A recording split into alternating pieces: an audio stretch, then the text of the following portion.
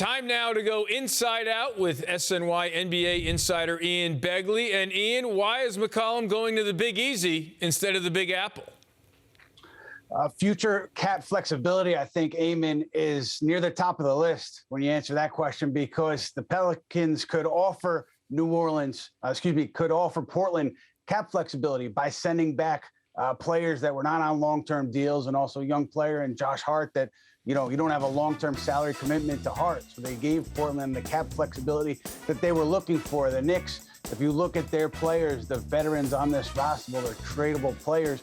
There are no players that are on expiring contracts. So Portland would have had to take back players that are committed with guaranteed money beyond this season. And I think that's a part of the reason why CJ McCollum is in New Orleans and not New York. All right, so it didn't work out with Portland. How do the Knicks now pivot before Thursday's trade deadline?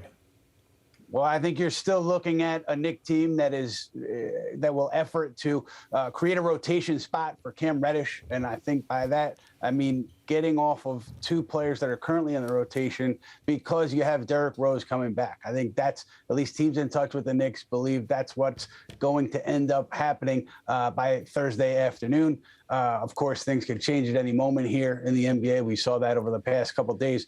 But teams believe that that's kind of the blueprint for the Knicks going forward here. If somebody becomes available, I would assume the Knicks become aggressive, although the Halliburton deal, I think, caught a lot of people, including the Knicks, by surprise there.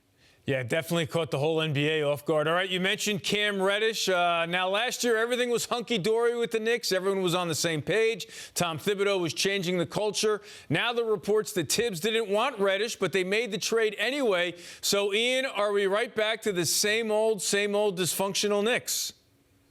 Yeah, I haven't independently confirmed that New York Post report about Tom Thibodeau not wanting Cam Reddish. I do know that Thibodeau did not want to part with some of the young players that Atlanta was asking for in those Reddish negotiations. And the Knicks obviously end up giving up Knox and a first-round pick, getting Reddish in here. I will say that teams on the outside looking at this situation, they do think it's strange that the Knicks would trade a first-round pick for a player, and then that player is not in the rotation at all. They think it is odd, some of the teams that I've talked to.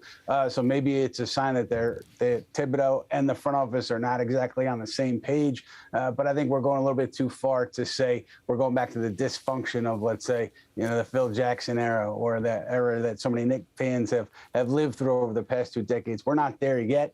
Not saying we don't get there eventually. Maybe we do, but I don't think today we are there.